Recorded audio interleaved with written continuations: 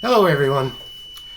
Most of you probably know me from my business, Goldstream Placer Supply, but I'm also president of the Omenica Mining Association.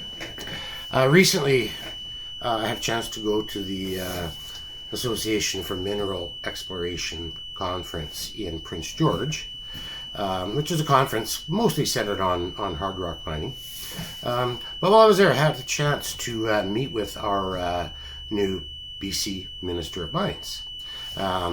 We had a conversation, and during that time he made 3 promises to me towards the placer industry. One of them was that he would agree to meet with me or a representative of the placer industry in Victoria or somewhere else in the province that could be mutually agreeable. He also made a promise to come to a working placer mine. He expressed interest in seeing our industry, seeing how it was done, and I think that's an excellent idea, and hopefully we can arrange something. And the third promise that he made was that if we ever have some kind of a placer industry conference, that he would be happy to come and make a presentation to the placer industry. After our talk, I asked the minister to do a interview with me on camera, reiterating the promises he made, which he had agreed to do. Unfortunately, it's very short because time constraints. There was planes to catch and whatnot, so we had very little time. But I'm going to show that video here in just a second.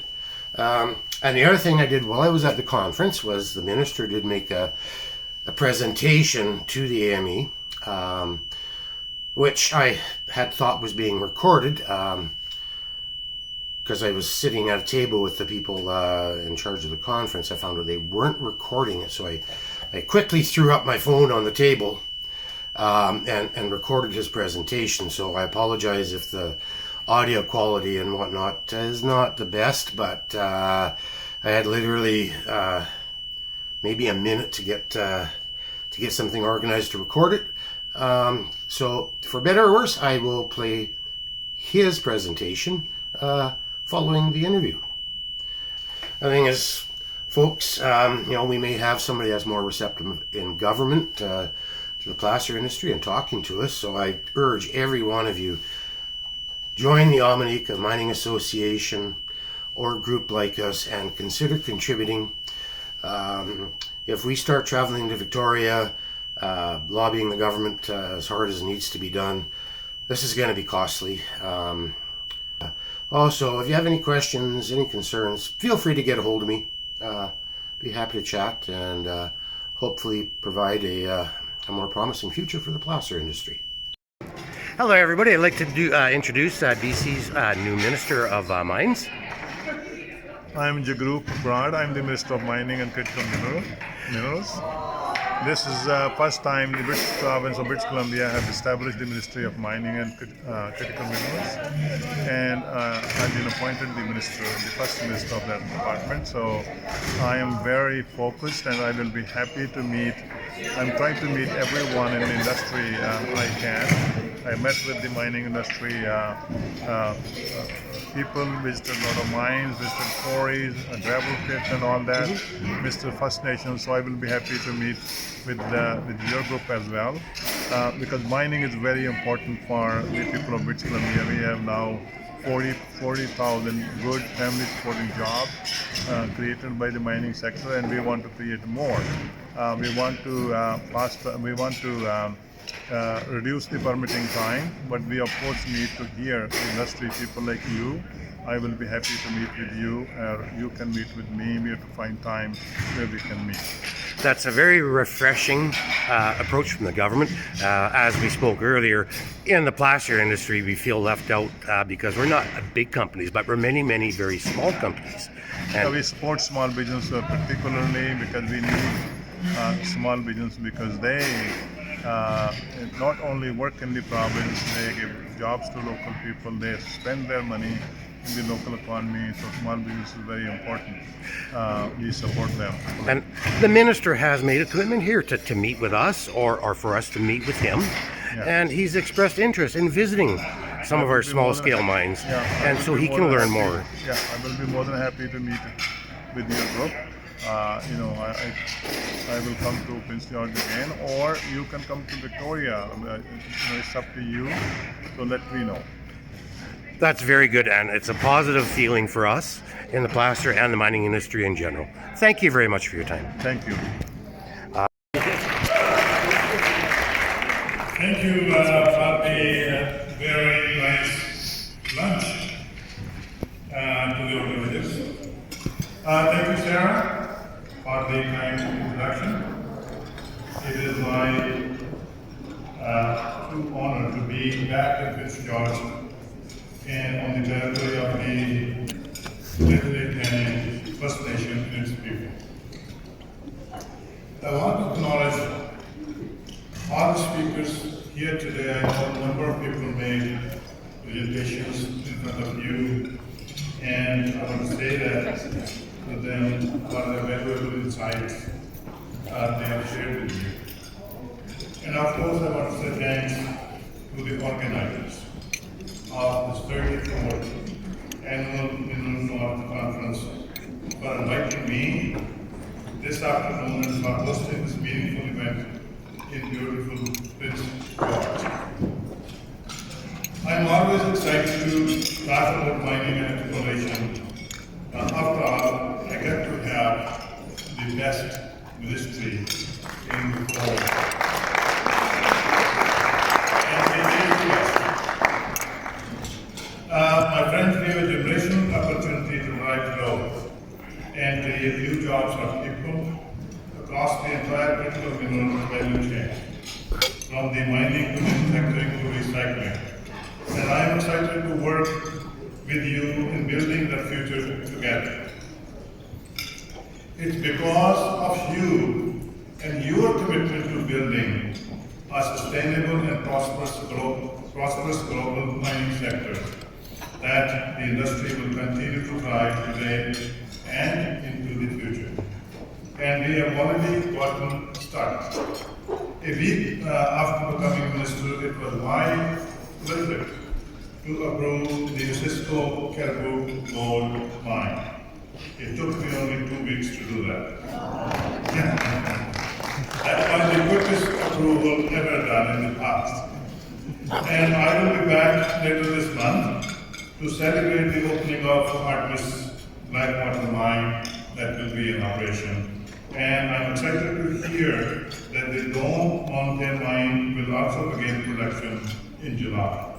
So we are opening mines, my friends, more opening mines faster than ever before, and we will continue to do that. 2024 was another robust year for BC's mining sector, further reaffirming our province as a powerful player of the global mining exploration and mining sector. Mineral exploration expenditure in the province in 2024 amounted to $552.1 million. That is 50% more than the 10-year average.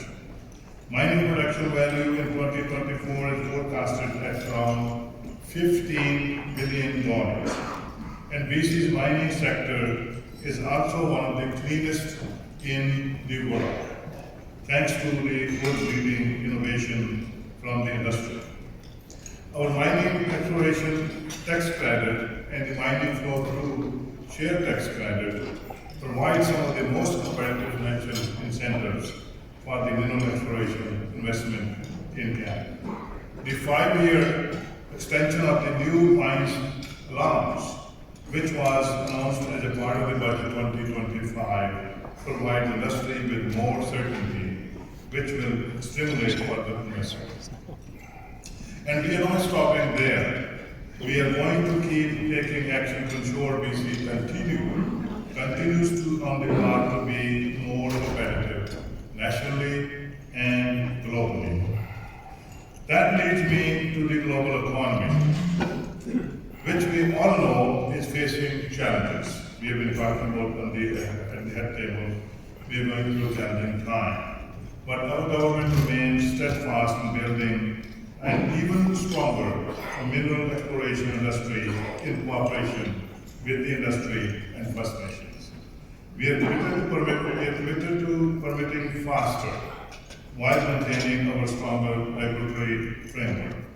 We know the business certainty is vital for the mineral exploration and mining sector. And that's why Premier provided me with a clear direction in my mandate letter to establish fixed permitting timelines and reduce the current backlog. Work is already underway, my friend, and I look forward to providing you with an update on progress the next time I will be back here. British Columbia is well positioned for the transition to a clean future and to build both provincial and national economic resilience in the face of global trade uncertainty which we face. And Northern BC, the place we are right now, will play a pivotal role in this growth, with current active mining operations and the potential for future critical minerals like nickel, copper, molybdenum, and rare earth elements. Existing mines right now in the Northwest provide an estimated 900 direct jobs and 1,000 indirect jobs, and carry an annual production value of approximately $800 million. And the good news is, possible coming projects in Northwest, many of which include critical minerals, represent the potential for an additional 6,200 jobs and $13.7 billion annual production. And that's a massive growth in this area. And I don't need to tell anyone here how valuable mineralogy is up here in Northern BC. The Premier announced last year here in Prince George that we would build the highway improvements needed to unlock the resources in the Northwest, and we got it done. BC, with the help of federal government, are spending $195 Thank you million guys for your time. on essential upgrade on Highway 87 and 51 through the Critical Minerals and Infrastructure Fund. For well over a century, mining has played an active role in the development of British Columbia, and it continues to generate stronger economic and social benefits because of the work of you, because the work you are doing to support job creation in community to reduce our carbon footprint and to build relationships with First Nations. Maintaining collaboration with partnership with First Nations is key to the great progress with the sector, and that was unimaginable, not that long ago. I really want to acknowledge the crucial role that First Nations have in BC's mining sector and their contribution. Your knowledge and experience are what we need to do to continue growing the mineral exploration industry, making it stronger and more competitive. Through our collective efforts, we ensure that future generations of British Columbians find fulfilling careers in the mineral exploration with good jobs and revenue for our province to support the services we all rely on. We are also relying on your collaboration and partnership to assist with the modernization of Mineral Tenure Act. I know this topic is at the forefront of your concerns, and I want to assure you it is one of our top priorities. We will continue to consult and cooperate with First Nations and value your input on how to create a new mineral exploration legislative framework that works for all. We want an MTA that is modern, meets standards of reconciliation and consultation, and work for this sector to ensure that we continue to grow exploration and and prospecting in our province. So it has to work for everyone. Also, I want to talk about briefly, we recently took a step forward to meet our board obligation by implementing the minerals claim consultation framework. I heard loud and clear that there have been concerns. So I want to highlight that it is only a step on that journey. Staff will be reviewing the process to fix any problem, and we will work with you very closely. We want to make sure the framework is doing what it is intended to do. My ministry is committed to continuous improvement of the mineral claim consultation framework and will work with First Nations and the exploration sector to identify improvements while we organize the Mineral 10-Year Act together. I also want to say a couple of words to address political and trade news from across the world. The uncertainty brought on by the U.S. imposed tariffs has placed additional pressure on the mining sector and people who depend on it. We will be doing everything in our power to protect the people of British Columbia from the impacts of tariffs. We remain firmly committed to supporting and meeting the needs of the mineral exploration and mining industry in BC. In the end, I would like to say that every success story in mineral exploration and mining sector in British Columbia comes down to its people. Dedicated, hardworking people like you who do their jobs with expertise, innovation, and vision to ensure that the mining and exploration sector continue to provide good family-supporting jobs, attract investment to build an economy, partner with First Nations, and put worker safety and environmental sustainability at the forefront of every project. Your commitment to excellence and your perseverance to overcome challenges is truly inspiring. So thank you again for this opportunity to meet with you, and I look forward to all we will accomplish together. Thank you very much.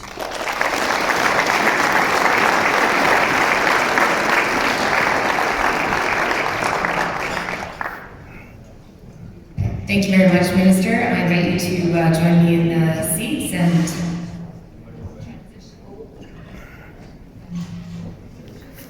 we're good. Transition my microphone. So thanks to everybody for getting those questions into Slido. I think there's quite a few things we can dig into here. First of all, thank you for those thoughtful comments. I think that you really did address a lot of the things that are on people's minds. So if you can see the questions with me, I think this is a voting system as well. So the first question that is on the top of our screen is, to truly get the full picture, you really have to see the site. So will you commit to traveling to the Golden Triangle, touring existing and future projects? And I assume that means this season. Oh, and I hear cheering. What's your schedule looking like in the summer, Minister? Let's go now. Thank you for this invitation. Actually, from the very first day I took over this job, I have made it a priority to meet the real people. Meet the real people impacted by this. Meet the real people who create mines. Meet the real people who think about mines, whether it's prospectors, junior mining companies, First Nations, and everyone in that situation. So I have said to my staff on the very first day that I would like to see every mine in the province within the first year, which is 2025. So that you know, I have already visited roughly the half of the mines. And I have visited a lot of junior mining companies in Vancouver. And similarly, I have made it very clear that I would like to visit all the impacted First Nations. And I have visited, I don't have the number, but I visited a lot of First Nations, met with them, not only for half an hour, way more than half an hour. I was last week here. I met with 3 First Nations last week. I spent almost 2 days with them to understand their perspective. And I flew over the boundary, over the mine area and all that to see if there's any impact. So I actually, one of my dreams is to come to Golden Trend and spend time there to understand really the potential there, understand really the First Nation perspective, understand of course really the industry perspective. So I will take that invitation and I will be back very soon. Okay, great. Well, we're here. There's a second follow-up to that question, and it's that, a lot of your colleagues, MLAs and ministers that are new to the provincial government are from the Lower Mainland and Southern BC. So the question is, how can we encourage your government and your colleagues as well, to come out to really learn about mining? Because something we hear very commonly is that if you're not on the ground, you just don't see it. And it is hard to really appreciate the urban centers. So, do you have any thoughts on how you might encourage your colleagues? Interesting question. One funny way is that you have to let people know that from here. That's one simple way. But anyway, I want to say this to you. That's the makeup of our province, and we are proud of that. And the rural area, of course, sometimes depends on the making of the government. Sometimes there may be situation what you're talking about. But I want to say to you that when it comes to mining and mineral exploration, I will come here as often as the industry will want. I will spend here days and weeks as needed. I want that we need to be the best when it comes to mining. Starting new mines in a very responsible way with, of course, the support of First Nations. We have the best province. We are supporting what you call the responsible, sustainable, globally competitive mining sector, and we need to all work together. I will spend as much time as possible I need to do this. That will not be a complaint of the industry at all, or the First Nation. I would say that to you. Awesome. Well, thank you very much. Turning more to the permitting items, you had touched on this in your speech, but certainly there is concern that fast-tracking mining projects may sideline proper consultation. So can you answer how your ministry is balancing that urgency with Indigenous rights? Yeah, that's a very good question, and that's a big question in many ways when we talk about the fixed timelines. And first of all, I want to say to you that I am absolutely clear that in order to grow the mining sector, we need to provide stability and certainty in the permitting process. We are absolutely clear. Now, how to get there?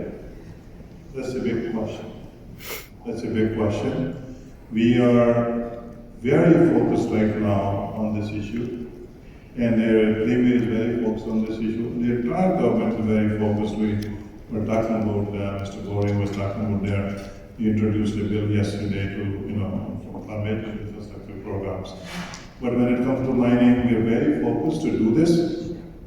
So there are ways to do this without compromising the high standard we have in the environment or direct reconciliation. We have already cut, for example, 35% of the time running parallel application. So earlier, what we used to do is we used to have the environmental assessment program first, and when it ends, then we start the technical review by the Ministry of Mining. That takes about a year and a half, maybe sometimes 2 years. So now we run those two systems parallel, not compromise anything. By doing that, we have now cut about 35% of the time. So that's one example. But we are doing more. There are a number of things we can do in this situation. But of course, we need to work in collaboration with the industry, working very closely with the First Nation. Land use planning, for example, is one way to do it. but that's not easy. That takes time. But when it comes to the permitting straight, we are very focused, and I'm going to bring you, update and good news in the near future as to, beyond 35% what we've done. But in the end, I'm committed to find way to put together fixed timelines so that industry is very clear, so that we have more investment in the province, so that it's clear, stable, and certain. Excellent. Well, that's great to hear. Well, being minister is no easy job, and so I guess the flip side of that question came in from Dr. Tahir Rashid from Skintai, and he says, Bararji, this is to hear from Namkwana Sahib. What is the top CBM? Oh, it popped up. So CBM your ministry is using to create harmony among First Nations and the BC government. What is BC government doing to create harmony among First Nations and the BC government? Yeah, so when we talk about the harmony or reconciliation, as I said earlier, we are fully committed. When it comes to particularly mining sector, it's very important that we move forward on the reconciliation. We advance the reconciliation, and I think mining sector offers a lot to the people of British Columbia, particularly when we talk about the moving forward the reconciliation, because working with the First Nations and to create good jobs for them. So what we're doing, we are the first province to introduce DRIPA, which is the big step moving forward to advance the reconciliation. And now we're working very closely with the industry and in every sector to make sure the First Nation participant, they are we collaborate with them moving forward. So we are doing all that, and now when I go anywhere, I said I make it a priority. For example, I meet with the industry, I also meet with First Nation to understand their perspective, to bring them together. Now, one of the issues which I see, I appreciate now even this event or the event done by the AMA or done by the BC Mining Association, that you involve the First Nation leadership in that.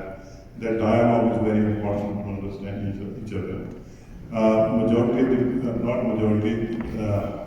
lot of people understand these two different perspectives, but there are a lot of people who have no idea about these two different perspectives. The First Nation perspective when it comes to mining, and the industry perspective when it comes to mining, among the First Nations. So we need to keep working together to move forward. I'm fully convinced that working together, it's a win-win for everyone. We can move forward on mining sector particularly.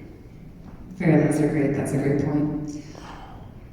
Moving, I guess, away a little bit from the social piece, how is the ministry supporting innovation and clean technologies in mining? Are there any programs that you're having at this time? That's a great question. The mining sector, people sitting in this room are connected to mining sector. But what I've seen, I say this to you, during the last 6 months since I took over as the new Minister of Mining, I'm actually so impressed. The image of mining sector among people is very different. Like mining sector is seen as, to use simple language, is a kind of dirty workplace. But what I've seen is the mining sector is now getting so clean from the environmental point of view. The last mine, for example, which started operating yesterday, the Blackwater mine, it's fully electric, and the only trucks are on diesel. And they told me that within, I think, by 2029, the trucks will be on the electricity as well, so it will be fully emission-free. So that's one thing. But we do have Canadian innovative new ventures, particularly connected to the mining sector, which are coming up, and we support that kind of research. For example, you see that the loader bucket, it's called bucket or whatever. So there are sensors they put on top of the motor bucket that can tell you what is the concentration of copper or gold in this one. So they save 30% of the material, it goes on the side rather than processing that material through the system, right? That's a huge saving for the industry. That's a huge support to the environment. So that's innovation. Similarly, we are working with UBC. UBC is working particularly on the tailing facility, for example. So tailing facility, as you all know, is a huge issue, right? That's if there's a one big issue, that's the tailing facility. So they are very close. They're working on that they can create a kind of construction material out of tailing facility. That's the research they're doing, and we're supporting that. And if that can happen, we can solve a lot of problems in the mining sector. So we support the innovation because innovation is very important in the mining sector. Great, well, thank you very much. On the permitting side, the question is, and I can see this from a practitioner, right? Like, we hear a lot in the media, we hear a lot from the premier, but what does permitting faster look like in a practical sense? Like, what can a mineral exploration company expect to see? Like, will there be visible changes in terms of what the process is today? There will be changes you will see and you will feel. Like I already said to you that 30% is 30%, right? So that's a visible change. And there will be more when it comes to local offices and the major mine office. There will be visible changes, and I said we will provide updates about that. I said we are committed, we are deeply committed to find a way to reduce the time because we understand we need to keep the mining sector globally competitive. Otherwise, it won't work. We know that, right? We want to grow the economy, and let me say this to you: if we want to grow the economy in the province of British Columbia, mining is the major source to do that, right? We don't have many other sources, but mining, of course, is one of the major sources that has the opportunity for growing the economy. Particularly with the critical minerals we have. We have 50% of the critical minerals that's listed in the Canadian critical mineral list. So we have huge potential out there, as long as we do it responsibly, as long as we bring with us the First Nations. And that's a really important point you bring up, right? Is that attraction of capital to invest in BC with a robust permitting system. Do you plan on doing more work to attract capital to assure investors outside of BC that BC is a great place to invest? Yes. So we're working at various levels. First, as I mentioned, we try to provide the tax credits as compared to other provinces and all that to make sure we are competitive to provide incentive to the companies. That's very important. The second thing is, which we have been talking about, we want to create that stability and certainty, and that's what I have heard from almost everybody the investor would want to see. So that's the regulatory process. We are doing that. We are working very closely with the sector and First Nation to bring that gap close, and so that everybody working together. We are creating that one too, and we are also going to investors. Right, in the future, we are planning trips, meet with investors, presenting the BC mining sector. We do have the best mining sector. We have the cleanest, socially responsible, best mining sector in the province, and of course, we need to go and tell the people that is what we have. So, 3 minutes planning trip, I'm planning trip, so we want to go out and take it to the investors in Asia or within Canada or wherever we can find. Fantastic. Well, I think everyone in this room will completely agree that this is one of the best jurisdictions in the world.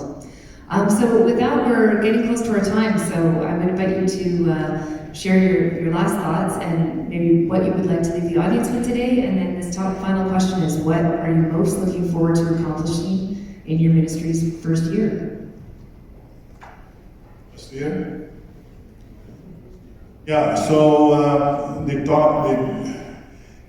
the ministry, the key point will be how many mines we have given permit. Right? There are many other things we can do that ultimately create positive results. But what you can see, what is tangible, what people say, this is, yes, that is how many mines or expansions. Some of the expansions are bigger than new mines, depend on the size of the expansion. So how many mines we can lift during the first year, that will be my criteria to see it. But I'm very hopeful that we will create a new record. First time in the province of British Columbia that we have lifted so many mines with goals. Great, well, I'm sure he's pretty thrilled to hear that much, right? He's going to be what's measured this year. So please join me in thanking our Honourable Minister. Really appreciate And with that, I'd like to invite Scott Broughton up, our top sponsor here today, to share some thanks and on behalf of